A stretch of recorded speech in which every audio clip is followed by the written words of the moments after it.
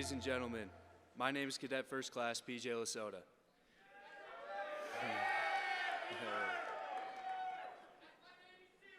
It is my privilege to welcome you to the 2026 National Character and Leadership Symposium, and specifically the 𝐂𝐸𝐿 Heritage Keynote Lecture featuring General Scott Miller, U.S. Army retired.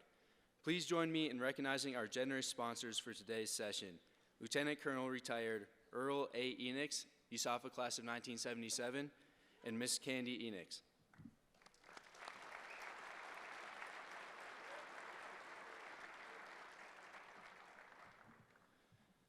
General Scott Miller retired from the United States Army in 2021 after more than 38 years of service. He supported, led, and shaped the most challenging national security issues at the highest levels of the United States government, culminating with his final assignment as the commander of all U.S. and NATO forces in Afghanistan.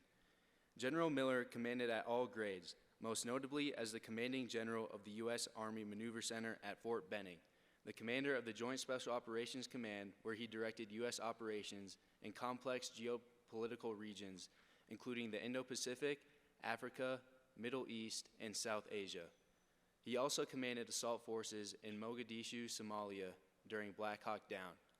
His numerous decorations and honors include 2 awards of the coveted Combat Infantryman Badge, 2 Purple Hearts, the Silver Star, and an unprecedented 20 overseas service bars, denoting more than 10 full years in combat zones.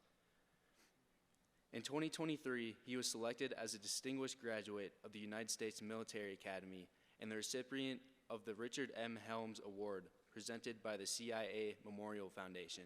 Additionally, in 2025, he was inducted into the Ranger Hall of Fame.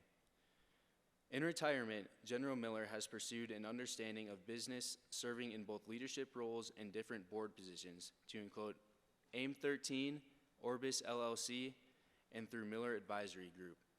He serves as a senior fellow for the Combating Terrorism Center at the United States Military Academy, where he works with both faculty and cadets, serving as a mentor to future generations of leaders.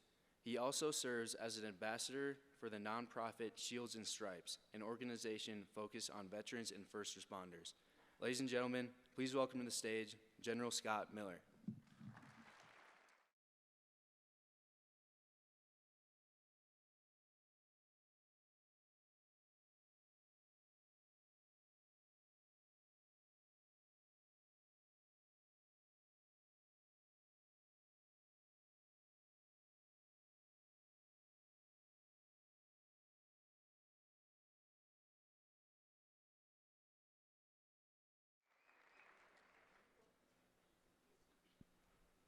Can you guys get the slide up?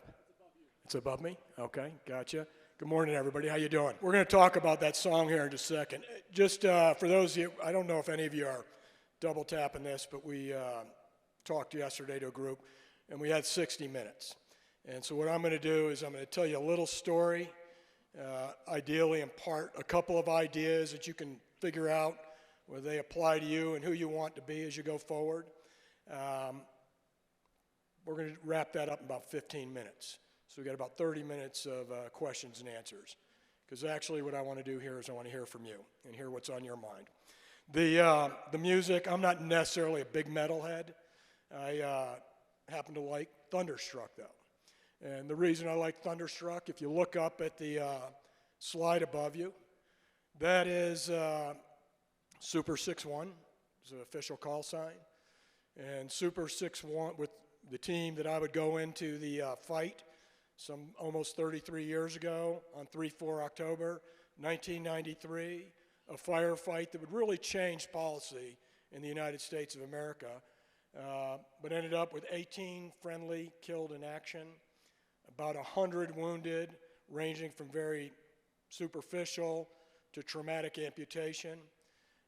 But Super 6-1, if you can see the handiwork of some crew chiefs, had an unofficial call sign, and it was Thunderstruck.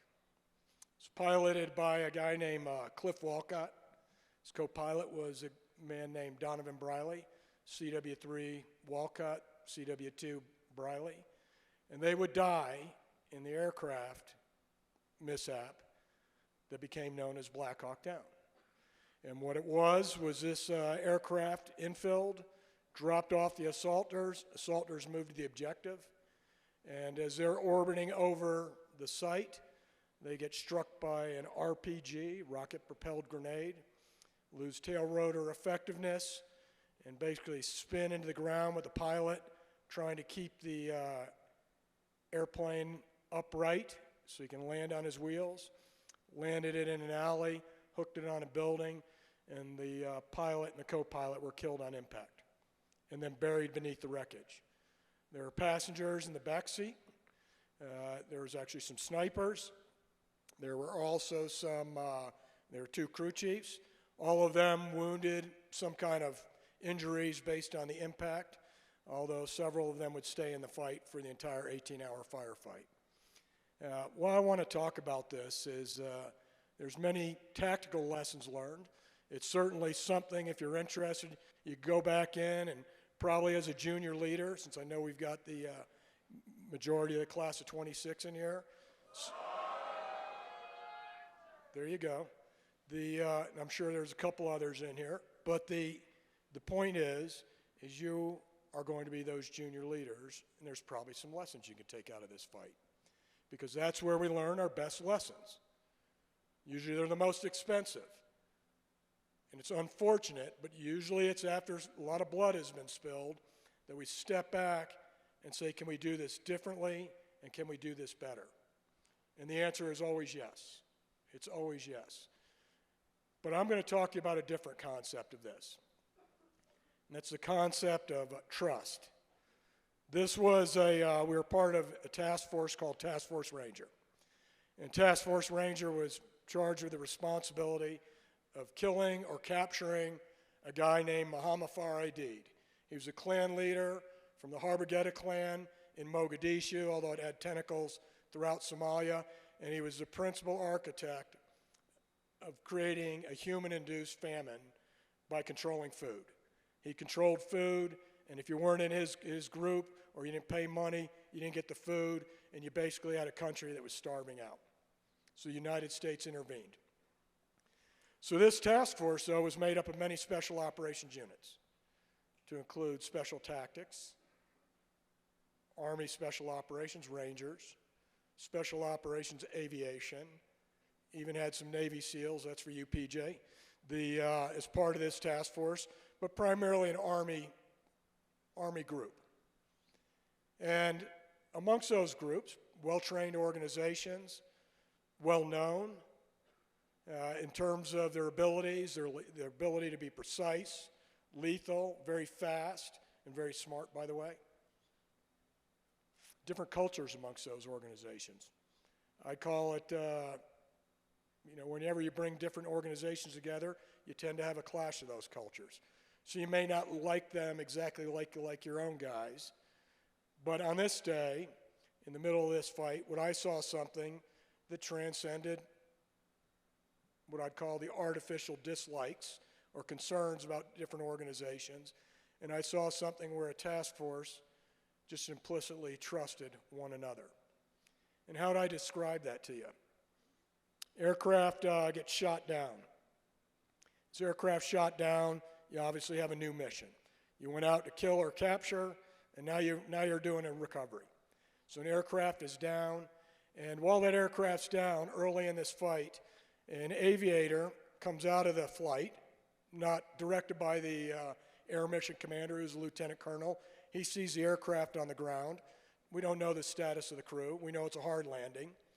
He immediately takes what's known as a little bird, meaning 2 pilots, some pods on the side so assaulters can ride on those pods, and he lands it in the middle of the street, a very narrow street.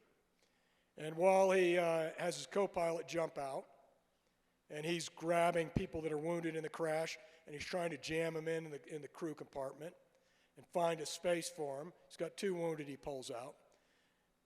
The pilot in the intersection is fighting off Somalis who are attacking the crash site. And he's fighting them off with what's called an MP5, a little submachine gun. It's what the pilots carried back in the day. And he's engaging people at 6 to 8 feet to keep them off the aircraft. No one told him to go there. He just knew there were people in trouble on the ground, and he went there.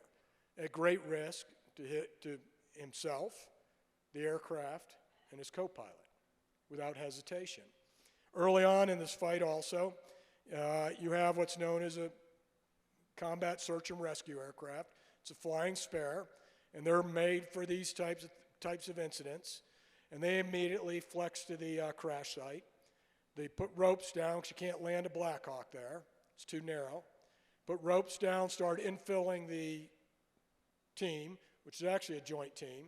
Special tactics, PJs, combat controllers, Army. So you've got this group going down the ropes. In the middle of the infill, that aircraft is struck right at the main rotor blades by another rocket-propelled grenade. Now, I didn't know this at the time, but what I found out afterwards when I watched the overhead, the aircraft is, once it's struck, it's on fire. It's on fire, it's spewing, it's basically starting to eat itself up. What do pilots do when their aircraft is in distress? They're looking for airspeed and they're looking for altitude. One problem, you still have people on the ropes. And as he starts lifting out, his crew chief says, "You've got people on the ropes," goes against his instincts, settles back in, gets everybody off the ropes, lifts off, limps away, and goes and crash lands that aircraft at an airfield, jumps in another aircraft to get back out in the fight. As we're moving to this crash site, we've got people moving forward, and we're moving through what's known as a beaten zone. Now, it's probably not terminology that is taught at the Air Force Academy, but it is a beaten zone is what we try to create. We want our fires to be so concentrated that if any of the enemy move through that beaten zone, we're going to kill them. They're not coming out of that beaten zone unscathed. Unfortunately, on this day, what was happening to us is we're going to a known point with a lot of enemy fire on there. There were beaten zones that we had to move through. And I'd watch someone, as a young commander on the ground, I'd watch as someone is shot, wounded, worst case, killed, and I watched without hesitation. Didn't matter what unit you came from, someone would move into that beaten zone, many times medics, but other times assaulters, and they'd pull that person out of the beaten zone at great risk to their life, ready to sacrifice and give up everything. Other things that just kept happening all night long as I watched this fight. A resupply aircraft comes in because we're running out of everything. We're running out of bullets. We got wounded all over the battlefield that we can't extract. We're running out of the ability to treat them. We don't have any water. There's a lot of bad things happening right there, so we get a resupply aircraft comes in. It's a Blackhawk. Can't land in the streets, too narrow. So it hovers over our position, holds the position, and if you're in an aircraft and you're piloting, you probably can't tell you're getting shot at unless you're struck. When your windshield starts breaking in front of you and crumbling in front of you, if you're the pilot, you probably have a pretty good idea you're being shot at. Windshield's being shot out, people in the back pushing a supply bundle, one guy shot in the face, didn't matter. They were going to get the bundle out. Talked to the pilot, happened to be a real good friend of mine anyway. Afterwards, I said, "Why the hell did you stay holding that point for 20, 30 seconds?" He said, "I was very concerned that you would have to go out in the street, your team would have to go out in the street to pick up these supplies, and I wanted to put it as close to your position as possible." The last one. Many of you have heard the names, Gary Gordon and Randy Shugart, friends, people in my organization. Another aircraft goes down during the night. It's knocked down probably about 45 minutes after Super 6-1 is knocked down. And we don't have a lot of resources to put into the recovery. We've committed a lot to what's known as the northern crash site. Gary and Randy said, "We'll go." Now, did they go roped down? They're very skilled warfighters, very, very well trained, had survived a lot of tough situations. Did they go down knowing they'd be killed, or saying, "I know I'm only going to be killed, I don't know why I'm doing this except that"? They probably thought they could work their way out of the problem, but they wouldn't. They'd volunteer, and they would not come off that crash site alive. And for their actions, subsequently they'd be awarded the Congressional Medal of Honor, posthumously. Their families would accept them. So I sat down at about the 30-year mark a couple years back, and I said, you know, every year we raise a toast, we think about the families, we try to gather as much as we possibly can. I said, but what did I see that day? What was it that I saw? Certainly a lot of tactical lessons, a lot of operational lessons. But what was it that really struck me about it? And I said it was the trust amongst Task Force Ranger. And if I could take it a little bit further, besides just the single word trust, I said what I believe I saw extreme trust. And all I'll tell all of you as future leaders, when you get out to your organizations, you may not achieve extreme trust, but you're not some cadet who has somebody over top of you all the time. Once you get out there, you're going to go through your training, you're going to lead the men and women of the United States of America. And it's implicit that you're going to drive trust in your organization. Do you ever get to extreme trust? Maybe, maybe not. Maybe you don't have a day like this. But when you get there, what you need is an organization that trusts itself, trusts its capabilities, trusts its leaders that trust its subordinates. I know all of you were there with the chairman yesterday, and he kept saying it over and over. If you ran his speech, or his comments, not a speech per se, and you had Gemini or Claude or OpenAI or ChatGPT, whatever LLM, if you ran it through there, I think you'd start pulling out this idea of trust is an absolute necessity in our line of work.